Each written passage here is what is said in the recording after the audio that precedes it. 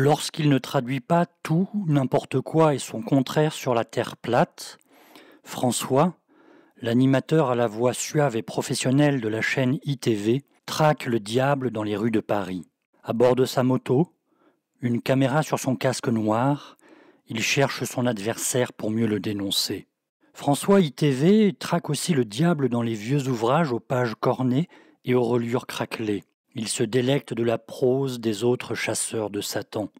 En quelques jours, il a publié 2 vidéos étonnantes où, de longues minutes durant, il annonce sans conviction des pages tirées d'un ouvrage publié en 1925 sous pseudonyme A pour Auguste Siouville et préfacé par Oswald Wirth.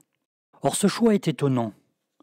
En effet, l'ouvrage de Siouville, de son vrai nom Auguste le Long, prêtre moderniste du début du XXe siècle, a été publié pour la première fois dans la revue Le Symbolisme, publication dirigée par des francs-maçons et dont le rédacteur en chef était justement Oswald Wirth, grand maître de la Grande Loge de France.